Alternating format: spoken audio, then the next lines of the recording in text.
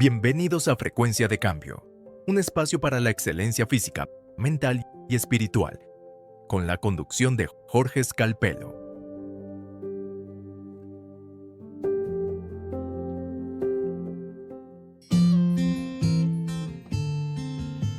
Hola amigos, amigas, ¿cómo están? Bienvenidos a un nuevo episodio de Frecuencia de Cambio, un espacio donde la conciencia nos une. Episodio 10, y tenemos un tema muy interesante que hemos titulado La crisis de la mitad de la vida.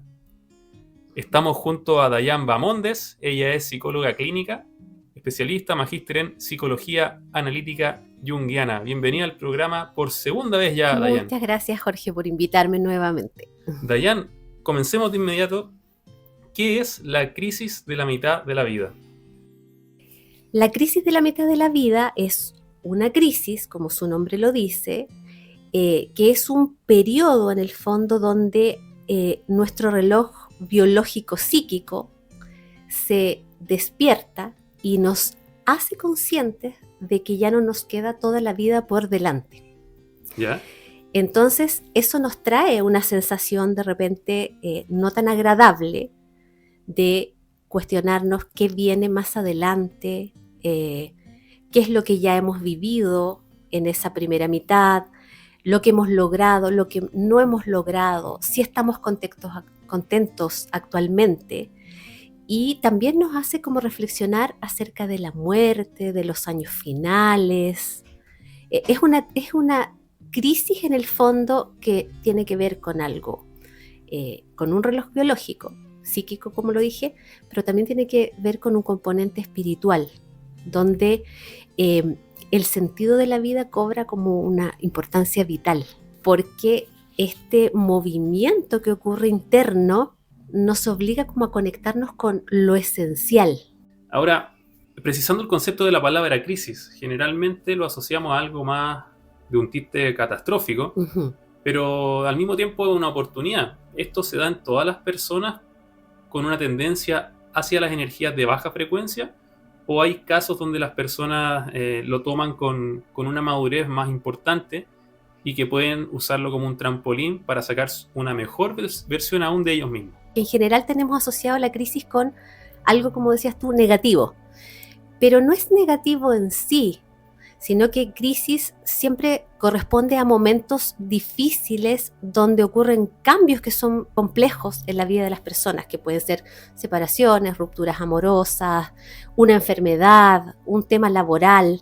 Todo eso es como época de crisis, por decirlo, crisis económica. Y la crisis viene del griego crisis con K y significa decisión o punto decisivo.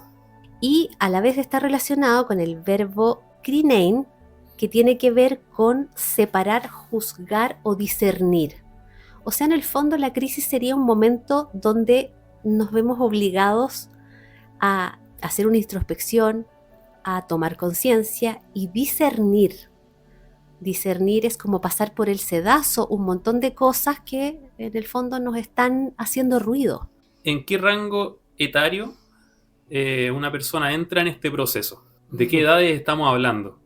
Mira, eso es súper interesante lo que tú preguntas, Jorge, porque antes se hablaba de la crisis de los 40, pero en la medida que la esperanza de vida se alargó, ahora los seres humanos vivimos mucho más, entonces el rango de crisis de mediana edad se ha visto que puede partir más o menos cercano a los 40, pero que puede llegar a los 50, 55 años.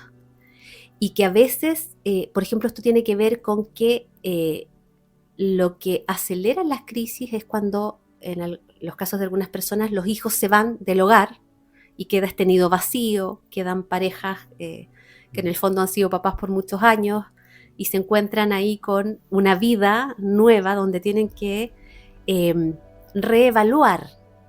Entonces, a veces ocurren separaciones. Y ahora pasa que la gente tiene hijos también mucho más mayor, entonces los hijos no se van cuando tú tienes 40, 45, 50 de la casa, los estás criando. Son diversas las formas, pero la crisis viene igual en ese rango. Claro, o sea, hay distintos desencadenantes que puede ser, por ejemplo, este síndrome del nido vacío, Ujú, que debe ser bien clásico. ujú. ¿Qué otros tú has podido ver acá en tu consulta, en la experiencia que has tenido como terapeuta, que son hechos que no es que ocurra a raíz de eso la crisis, pero que son como esa última gota que rebalsa el vaso y que invitan ya a la persona a percibirse en un nuevo escenario Ujú. y desde ahí sacar la mejor versión de sí? Sí, mira, es súper variado, pero he visto casos y también he visto en la literatura casos de personas que son súper exitosas, que han logrado un pic en su vida profesional, que tienen una familia como la soñaron, que tienen un buen pasar económico y les viene una sensación de ¿y ahora qué? ¿Para qué todo esto? ¿Cómo sigo adelante? ¿Voy a seguir así como el resto de mi vida? Ya ocurre una sensación de pérdida de sentido que es muy angustiante porque no tiene como una explicación tan clara. Claro. Y esas personas que han, decimos así, teniéndolo todo, entran en esta crisis, en el fondo se cuestionan cuál es el sentido de mi vida, el propósito de mi vida. Y ahí Claro. viene esta dimensión a veces más espiritual. La sensación que a mí me da al menos es que esa es como la piedra angular de esto. O sea, en el fondo es mirarte desde una visión que busca la trascendencia después de un periodo donde vivimos muy hacia afuera, Uh-huh, tratando a veces de cumplir pautas sociales, y el tiempo uh-huh. es uno. Entonces, ¿cuánto lo asocias tú a la madurez espiritual o inmadurez espiritual en nuestra cultura? Que mira, aquí hay algo importante de explicar de un poco del ciclo humano, ¿ya? Jung se especializó mucho en la segunda mitad de la vida, pero siempre haciendo mención en el fondo a lo que ocurría en la primera mitad de la vida, que fue algo que fueron completando también después otros autores. Y es que en la primera mitad de la vida, los seres humanos nacemos con esencias muy potentes, cada uno viene como con sus dones, sus formas de ser, y para irme adaptando a la sociedad hay cosas que yo voy enterrando, por decirlo de alguna manera, porque para ser aceptada por los padres, por el colegio, los profesores, los pares, la cultura que tiene, la cultura imperante, la sociedad, todo lo que se espera de ti, tú vas transformando tu identidad, la vas adaptando para ser aceptado, para ser un ser humano funcional. Y todas esas partes de ti que no calzan con eso que se espera, se van quedando en el inconsciente. Entonces, como tú lo mencionabas, las personas estudiamos, tratamos de ser buenos niños, de ir logrando lo que los padres esperan de nosotros, después estudiar una carrera, en muchos casos y sobre todo en años anteriores, la idea era casarse, tener hijos, o sea, había todo un recorrido determinado que todos sabíamos que teníamos que cumplir. Entonces, cuando llega la mitad de la vida, recién viene este despertar donde decimos, ya cumplí con todo lo que me pedían. Hice una lista y hice el check de todo lo que en el fondo me pidieron. Cumplí sueños de otros muchas veces, otras veces eran sueños míos, pero en el fondo llega un momento donde tú dices, ya, cumplí todo esto, ¿y ahora qué? Y miras hacia atrás, como si te pararas, por ejemplo, en la cima de una montaña y miraras hacia atrás todo lo vivido, y ahí comienza ese análisis personal que tiene que ver con mirar cuántos de los sueños que yo tuve cumplí, cuántas de las cosas que a mí me gustaban tuvieron espacio en la primera mitad de la vida y cuántas de esas no. Y entonces comienza con mucha fuerza a emerger esta esencia que enterramos en la primera mitad de la vida. O sea, en ese sentido es algo positivo que te invita a despertar lo mejor de ti. Incluso puede ser un mensaje que te dice, la vida, lo mejor está por venir si te descubres y te aceptas y sintonizas con tus pasiones, con tu esencia. Claro, porque es como la etapa donde la esencia quiere emerger y Y en el fondo esto tiene un fin que es completarnos. Es como, ya fui muchas cosas en la primera mitad de la vida, muchas las tuve que crear aunque yo no era de esa manera.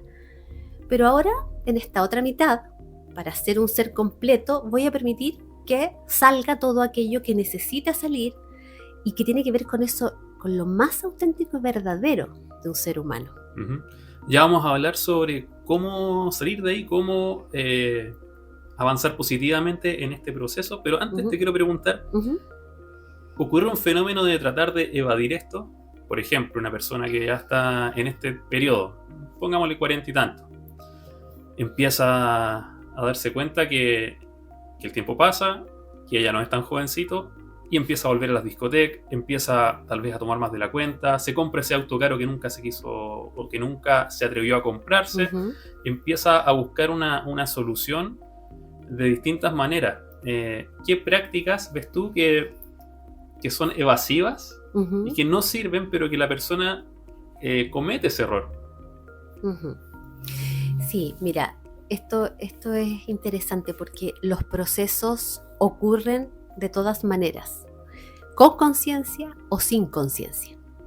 Y cuando la crisis aparece y tú no la puedes como traer a la conciencia y entender en ese momento que estás en un momento de cambio, de revisión, y que esas sensaciones que emergen como de ya no soy tan joven, no me queda toda la vida por delante, hay personas a las que inconscientemente les genera como un pánico o una sensación de urgencia que los hace en el fondo retroceder a esos años como de juventud. De adolescencia. De adolescencia, claro. Entonces puede haber personas que busquen una pareja muy joven porque de alguna manera con esto tienen como un reflejo de lo que quieren ser.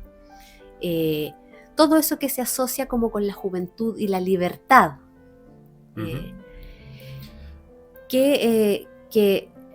Aquí no es la idea juzgar, pero en el fondo te puedes quedar pegado ahí, como tratando de ser joven, tratando de tener esas experiencias, cuando en realidad ya no lo eres.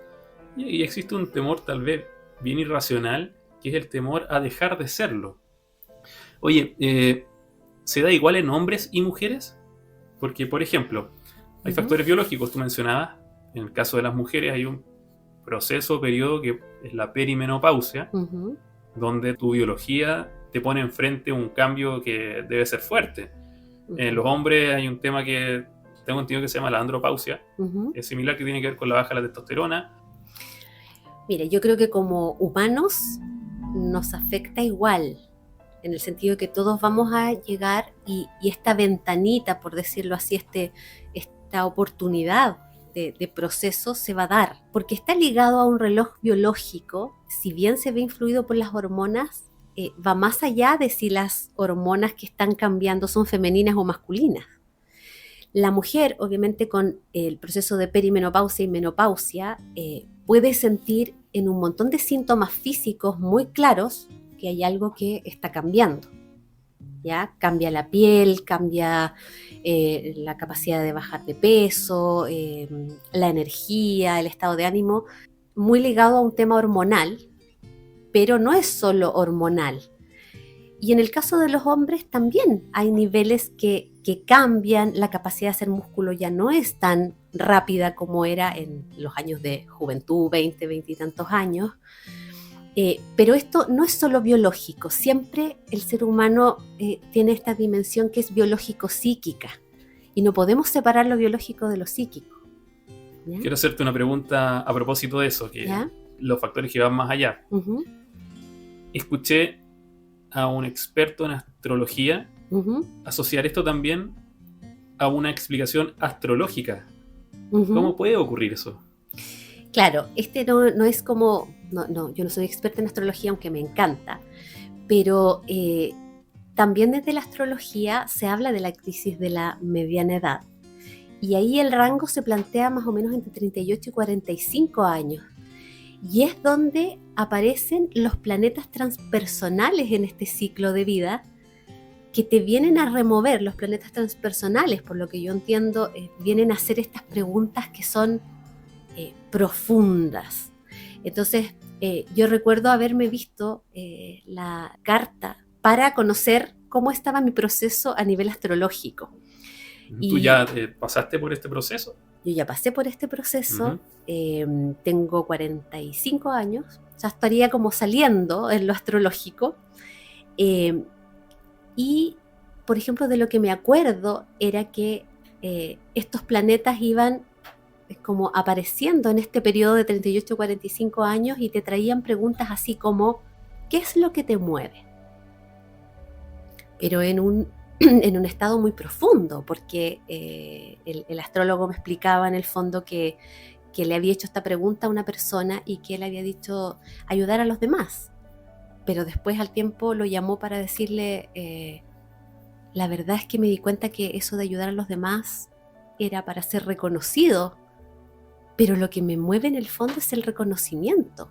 Y le vino como una crisis, precisamente, de darse cuenta que lo que estaba haciendo hasta ese momento era por reconocimiento y no por ayudar a los otros. Entonces, por eso la crisis es tan profunda. Y lo otro que recuerdo, por ejemplo, que suele pasar en esta edad desde lo astrológico, que tenía que ver con estas preguntas de los planetas, era como, ¿cómo está tu balanza entre los deberes y los disfrutes? ¿Esto está balanceado o estoy cargado a los deberes? Y eso, hoy día, lo que tú ves, la gente está más cargada en los deberes. Es que mira, ahí hay varios casos, porque tú me preguntaste en el fondo cuáles eran estos tipos de crisis, en qué casos se daban, y yo te hablé de ese como caso en que la persona es exitosa y que ha logrado todo, ¿cierto? Y se encuentra de repente con un sinsentido de cómo sigo, y tiene todos esos cuestionamientos. Claro, cumplió con la máscara que se puso. Claro. Pero hay otras personas, por ejemplo, que dado como esta esperanza de vida y el cambio, la variabilidad, y que algunos tienen más de 40, tienen hijos chicos, están todavía sometidos al sistema, a tener que trabajar mucho para sostener a la familia. Y no es que la crisis espere hasta que tus hijos crezcan para venir. Entonces ahí viene esta sensación también angustiosa de, la verdad es que no me hace sentido trabajar en lo que estoy trabajando, por ejemplo.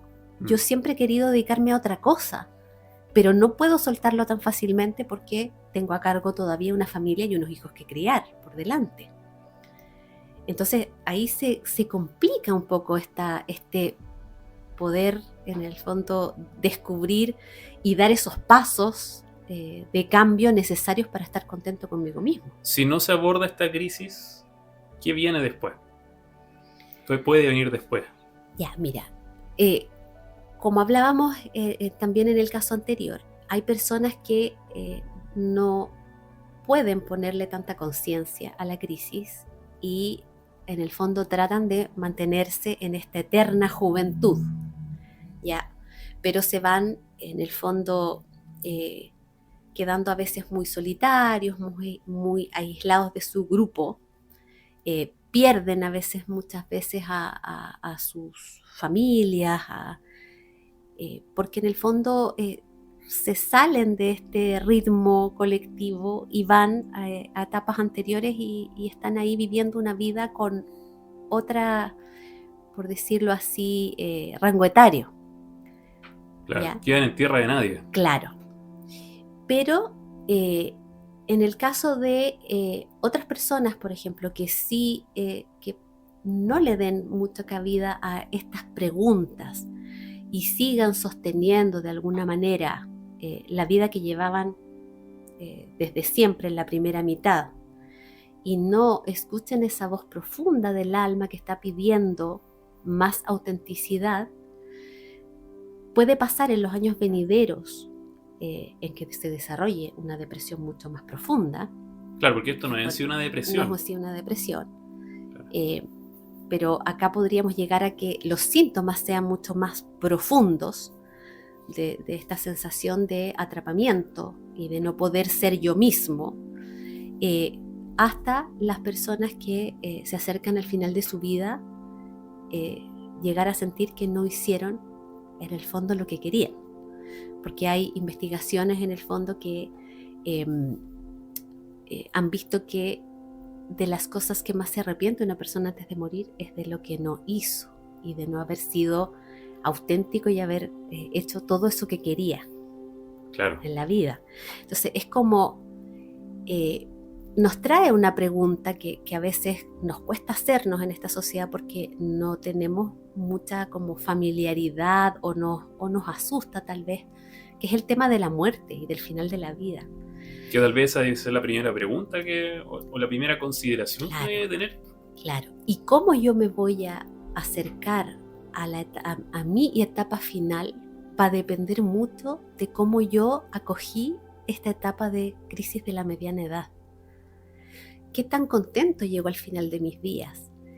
Toda la mitad por delante, que igual es harto si pensamos. No es toda la vida, pero son varios años si tenemos la posibilidad de vivir. ¿Quiero pasarlos haciendo algo que me llene el alma o quiero pasarlos así como sin conciencia, sin alegría, en automático? Sí, sabes que el episodio anterior entrevisté a un monje zen budista Uh-huh. y uno puede conectar lo que él decía con esto, que en el fondo es que no vivimos en el presente.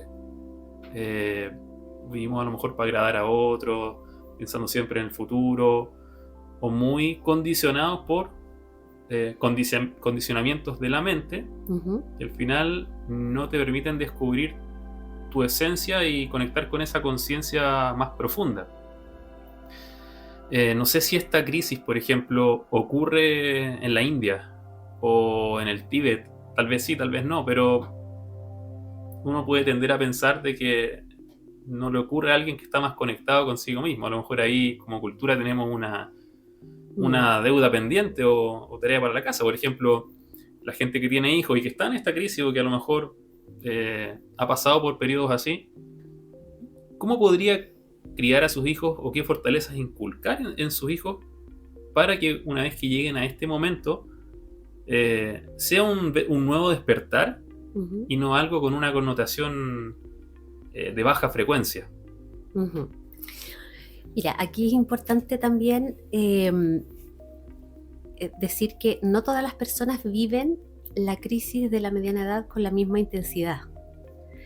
Y eso, por lo que yo he visto, tiene que ver también con qué tan libre pudiste ser en tu primera mitad de la vida.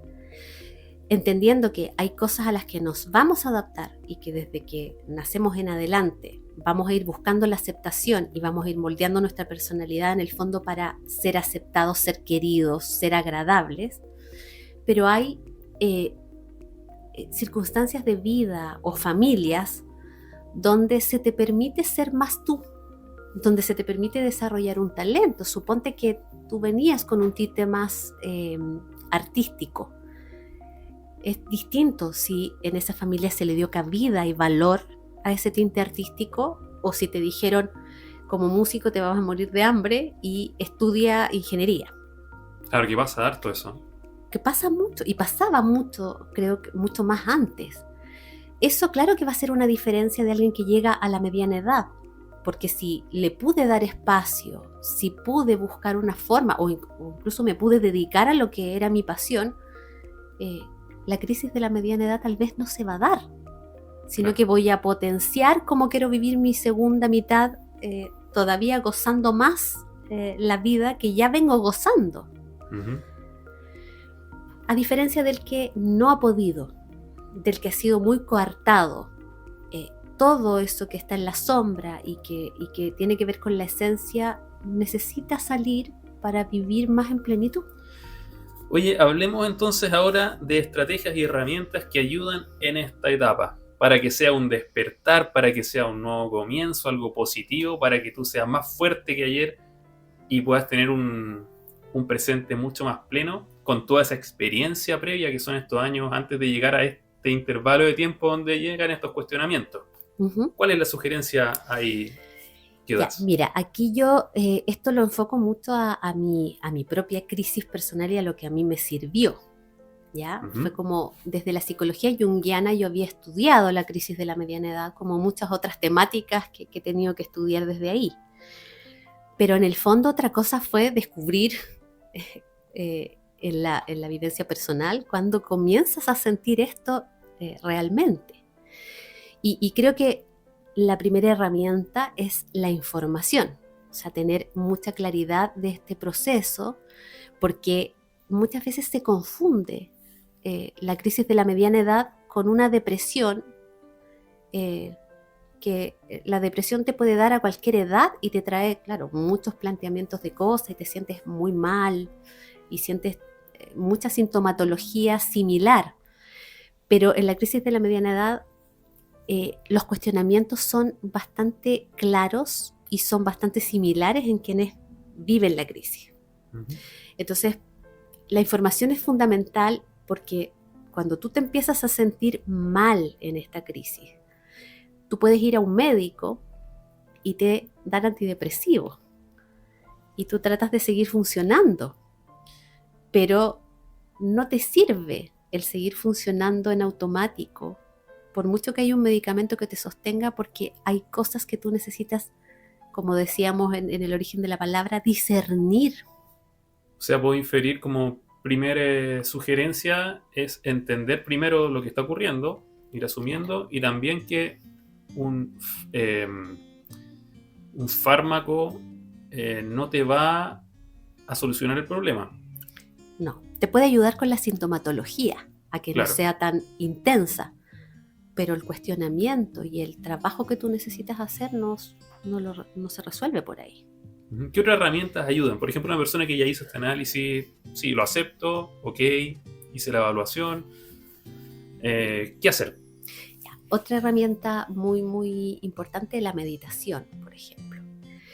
En esto que tú mismo me decías de esta entrevista que tuviste, como eh, el estar en el presente, el conectarte con la aceptación de lo que estás sintiendo, porque la crisis de verdad no es tan cortita, por decirlo así. Pueden ser varios años en este cuestionamiento de lo que hice, lo que quiero hacer ahora, cuál es mi esencia, quién soy, porque es un cambio en la identidad. ¿Ya? Es una transformación como la mariposa. ¿Ya? Pasa por todas sus etapas hasta que le salen las alas y puede volar. Y en ese tránsito, la meditación ayuda a que tú puedas estar contigo mismo y recibir estas emociones que a veces son muy de disconfort, y puedas sentirlas en tu cuerpo y puedas desde ahí conectarte con lo que de verdad necesitas. Me acuerdo que el monje dijo en relación a la meditación, en un momento dijo, ¿cómo me encuentro si no me busco? Uh-huh. Entonces, como dices tú, meditar es una forma de encontrarse Claro. y toma su tiempo, Y para porque encontrarse hay que sentirse. exacto, y dejar pasar la mente. Claro, es conectarse a un nivel que va más allá de lo mental, es sentirte en tu cuerpo y desde ahí te vas a ir descubriendo. Entonces, para mí es una herramienta fundamental que te ayuda a sostenerte en ese periodo. Uh-huh. Comprensión, meditación, entender que un fármaco no es la solución, sino que momentáneamente te puede ayudar a sentirte mejor si es que esto se transforma en algo muy negativo. ¿Qué otra cosa más sugiere? Eh, bueno, esto como para todos los trabajos emocionales, se puede usar tapping, eh, por ejemplo, imaginaciones activas o Matrix donde tú te conectas con tu yo del futuro. ¿Qué es eso de Matrix? Es como una técnica que te ayuda, bueno, es súper amplia, pero la que estoy en el fondo sugiriendo ahora es como conectar con tu yo del futuro. ¿Qué ¿Ya? quiere tu yo del futuro? ¿Qué Este es una necesita? terapia. ¿Cómo se visualiza? Sí, Sí, es una técnica. una técnica. Uh-huh. Que tiene que ver como con una visualización de ti mismo, donde tú vas a un estado de relajación profundo y te conectas con eso que tú quisieras ser y te visualizas más viejo, te visualizas ya habiendo pasado este periodo con una edad más avanzada y cómo se sentiría feliz ese ser de ese momento y en el fondo que se comunica con tu yo de actual y te cuenta qué cosas sirven, qué cosas te sirven a ti para lograr esa plenitud. ¿Hay preguntas de introspección que te ayudan a descubrirte más en ese sentido? Bueno, ahí súper importante, tocaste un punto que es muy importante porque en el fondo, en esta etapa de crisis, vamos a pasar por un proceso de cuestionamiento de creencias. ¿Ya? Hay un montón de creencias, de visiones de vida que tuvimos durante la primera mitad de la vida que ya no nos sirven. Entonces también va a venir un periodo donde yo necesito revisar qué cosas son mías, qué cosas de aquellas que me enseñaron realmente yo me las compro y las puedo vivir, o la verdad es que estas son ideas de mis padres, de la sociedad, del colegio, de la educación religiosa que recibí. Igual debe ser fuerte darte cuenta, genuinamente, que durante mucho tiempo creíste o respondiste a una creencia en la que no creías tanto. Eso debe ser transformador al mismo tiempo. Y eso es fundamental cuando tú atiendes de repente gente más joven, adolescentes, adultos jóvenes, tú te das cuenta como terapeuta cuando ellos están defendiendo una creencia que es de los padres y no es una creencia tan propia, es como adoptada, y porque ahí empiezan a generarse como algunas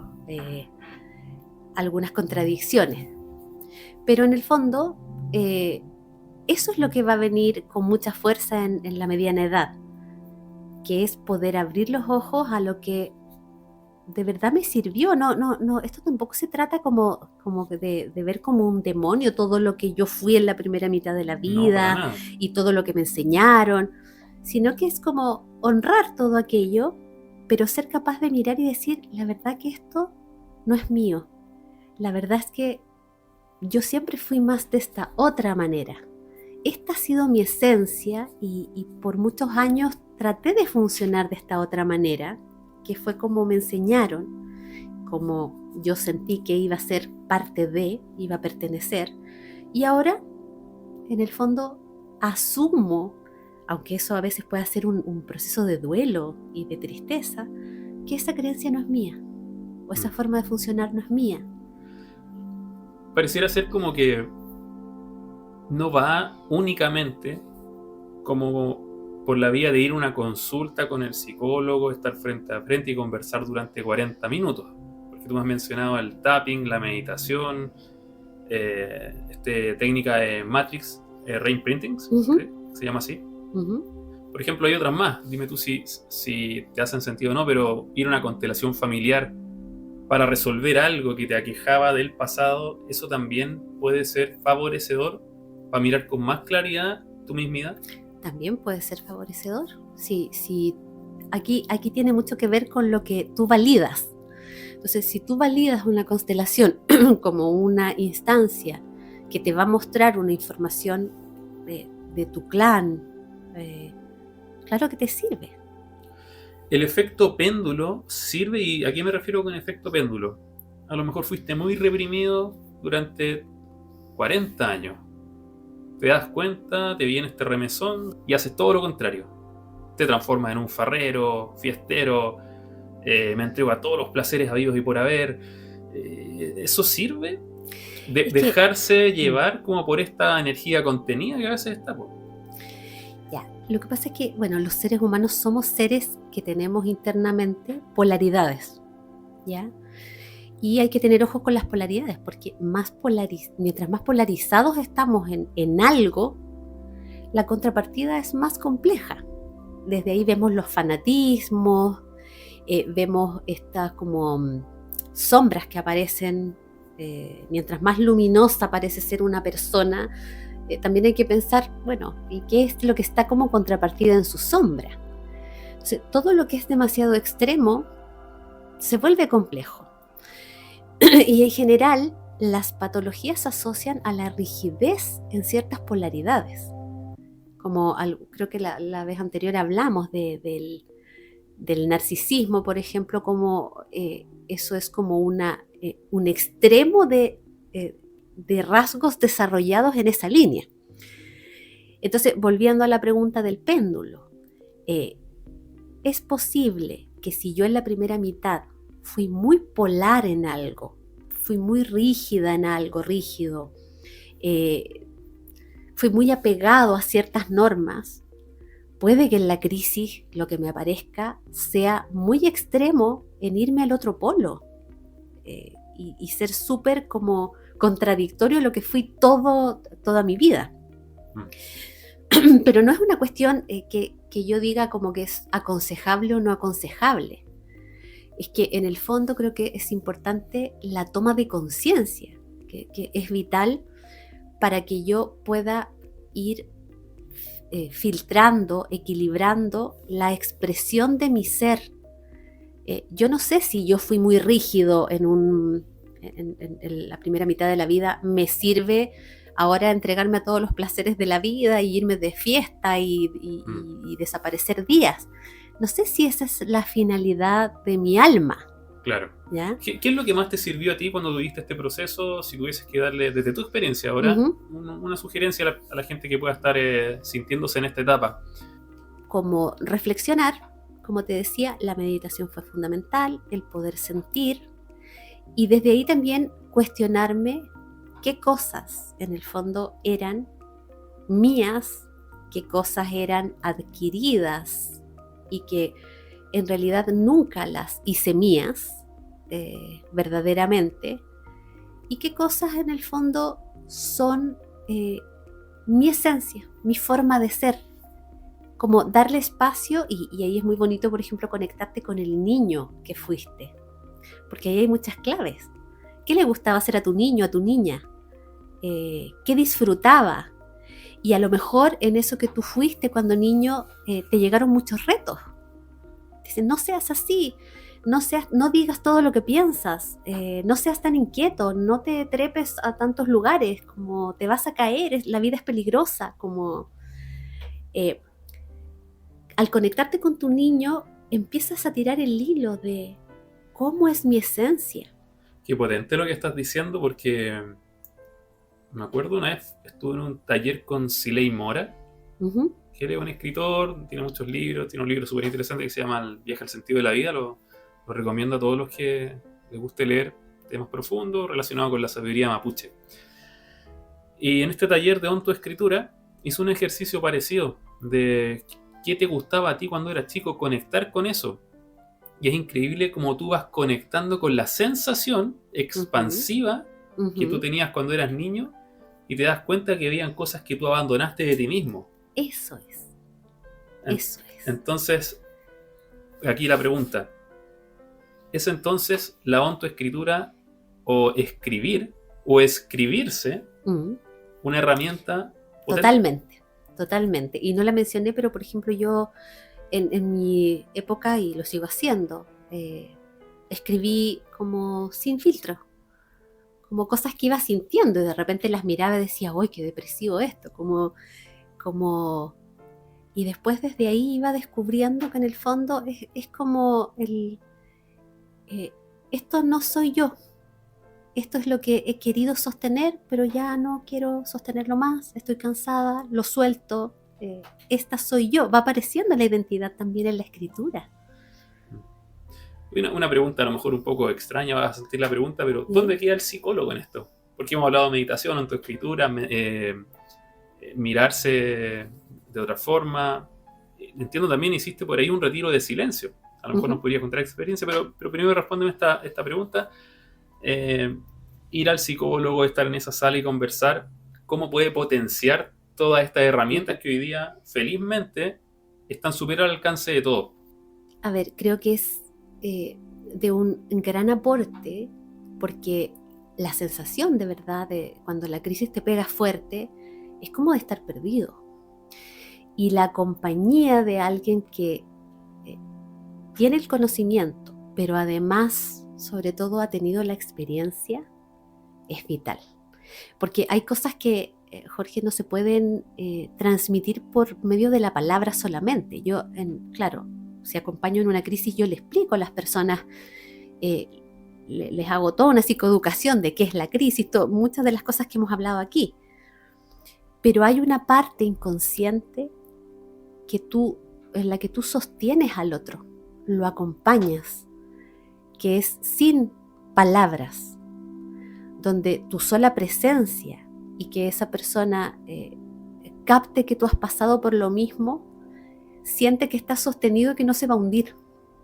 Y eso ayuda mucho y precisamente por eso yo estoy ahora como trabajando en un programa de acompañamiento en crisis de la mediana edad, donde lo que quiero hacer es agrupar personas que estén pasando por este periodo, porque de muchos consultantes que yo tengo, una de las cosas que me llamaba la atención es la soledad que sienten, porque es como que están dejando de ser lo que fueron, no saben quiénes van a ser y se sienten muy solos. ¿Se llevan silencio? Se lleva muchas veces en silencio, a veces la gente que está alrededor no te entiende, porque tú cambias, porque tú eliges otras cosas. A veces se pueden perder amistades en el camino porque Claro. ya no resuenas con ciertas cosas. Oye, ¿y cómo se puede participar en este programa que tú me estás mencionando? A lo mejor alguien está interesado, Sí. Está escuchando y dice, oye, ¿sabes qué? Me hace sentido lo que está diciendo, yo quiero participar en eso. ¿Cómo lo puede hacer? Lo voy a lanzar en mi Instagram. La idea es que sea como de varios meses, donde podamos ser una comunidad que va trabajando con este tema y donde vamos a ir utilizando muchas de las herramientas que te mencioné acá, donde la idea es que además de eso podamos ir como sintiendo esta compañía mutua, este caminar mutuo, donde cada uno va a descubrir obviamente su propia esencia, pero acompañados. Oye, muy cortito, ¿cómo fue el retiro de silencio? Fue potente. Para mí, la verdad, no es tan difícil, porque yo soy bastante como introvertida, y hasta te diría que fue agradable el poder estar conmigo misma sin tener que socializar en ese momento, porque la intención era, en el fondo, de tener una conexión profunda, ¿no? ¿Y eso cuántos días en silencio? Fueron 4 días. 4 días, sin hablar, o sea, sin comunicación verbal. Sin comunicación verbal. Y obviamente te vas a un lugar especial donde hay más gente en la misma, o sea, Donde más hay, tu casa. y donde te das cuenta que ahí vamos a lo mismo que estábamos hablando antes. Lo que importa es la presencia de quien te sostiene. Porque tú podrías hacer un retiro de silencio en tu casa tú solo. Claro. Decides no hablar y dices, pues, no voy a hablar por 3 días. Pero lo que pasa a nivel grupal, como te digo, va más allá del lenguaje.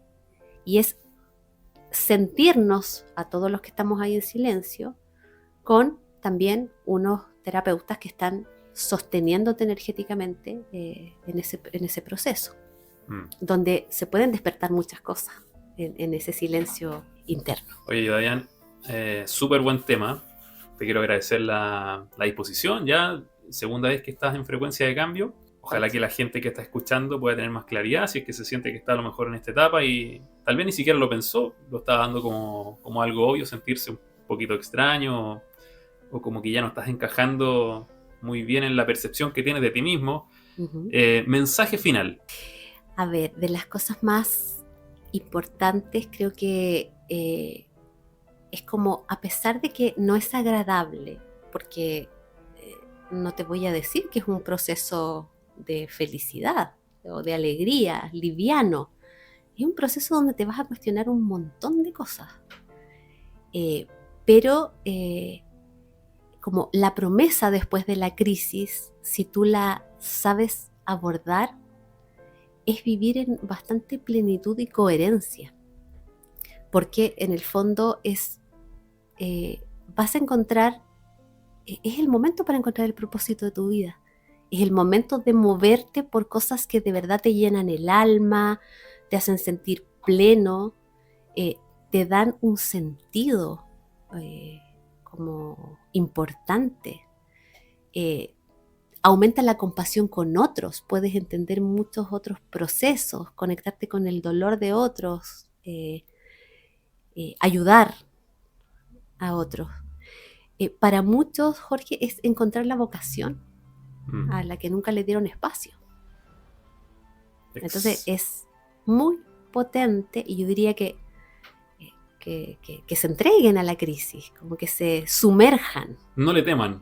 No le teman. Hay algo bueno detrás de esa... Claro, en lugar de huir, Sí, como sí. decíamos ahí, como tratar de evadir, la verdad es que la promesa detrás de la crisis es maravillosa. Excelente. Ya pues, muchas gracias. Entonces, Muchas gracias a ti. a meditar, a conectar con uno mismo, a despertar esa conciencia y por supuesto a seguir a Frecuencia de Cambio en nuestras redes sociales. Si está escuchando acá esto a través de Spotify, síganos acá en el canal. Eso nos ayuda a poder seguir con nuestra misión. Y que estén súper bien. Nos vamos a encontrar en un próximo episodio.